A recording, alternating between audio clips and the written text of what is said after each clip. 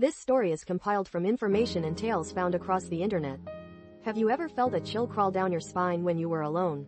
The hairs on your neck standing on end for no apparent reason? Ever felt a presence, a weight in the air, even when the house is supposedly empty?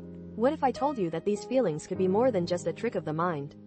What if they were a consequence of something ancient? Something summoned? Tonight, we delve into the terrifying realm of the Crimson Cipher, a ritual whispered about in hushed online forums and shared among those who flirt with the darkness.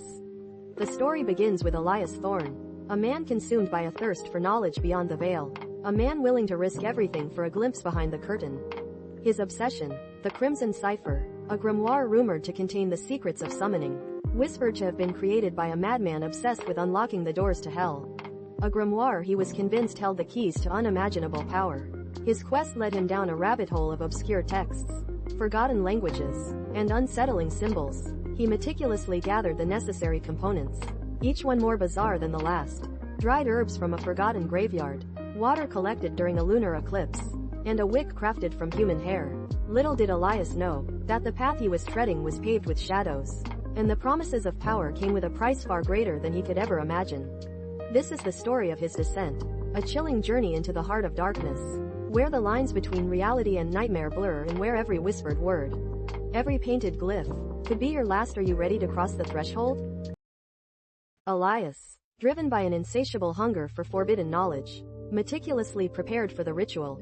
He chose a night cloaked in darkness, a night when the moon was hidden from the world, a night of the new moon. The location, a forgotten crypt, the Thorne family mausoleum, on the edge of a windswept moor. He believed the crypt was already steeped in the energy of the dead, making it the perfect conduit.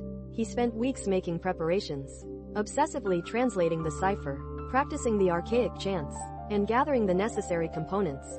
His once vibrant features were now drawn and pale, his eyes hollowed out by sleepless nights and the burning obsession that consumed him. As the night of the ritual drew near, a sense of unease permeated the air. Small, inexplicable things began to occur. Shadows moved in the periphery of his vision. Whispers seemed to brush against his ears when he was alone. He dismissed them as the effects of stress, but deep down, a chilling premonition gnawed at him. Finally, the night arrived. Armed with a heavy heart, Elias descended into the family crypt. The air was thick with the smell of decay and the weight of centuries of silence.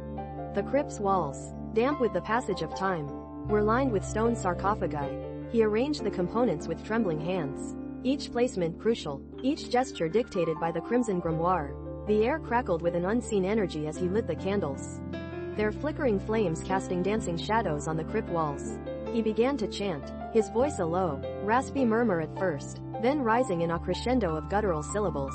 The words of the Crimson Cipher echoed through the chambers as the ritual began to take shape.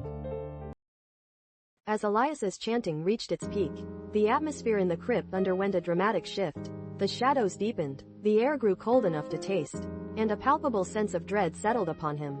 The candles flickered wildly, their flames dancing in a frantic ballet. The symbols etched upon the sarcophagus began to glow with a malevolent, blood-red light. A low growl, like the sound of a beast disturbed from its slumber, reverberated through the chamber, seeming to emanate from the very stones of the crypt. The ground beneath Elias's feet began to tremble. Then, in the center of the pentagram, the air shimmered, a vortex of swirling, crimson smoke materialized, slowly coalescing into a form. At first, it was just an indistinct shape, a swirling mass of darkness. But slowly, details began to emerge. Claws, teeth, eyes burning with a malevolent intelligence. Elias, despite the terror that threatened to consume him, continued the chant, his voice cracking with a mixture of fear and morbid fascination. The entity began to solidify, revealing a grotesque, horrifying visage. It was something inhuman, something born of the shadows, something ancient and hungry. Its eyes locked onto Elias's, and a voice, a chorus of whispers that seemed to seep directly into his mind, filled the crypt. It spoke of promises, of power, of an end to human limitations. But the price, as Elias would soon discover, was far too high. The entity, its form now fully solidified, fixed its gaze upon Elias. It spoke to him in a chorus of voices, a cacophony of promises and threats that echoed in his mind. It offered him power, knowledge, and immortality, all for a price. Elias, paralyzed by fear and a twisted sense of ambition, found himself agreeing. He made a bargain, a pact sealed in blood and shadow. The entity then seized him, the physical torment beginning immediately.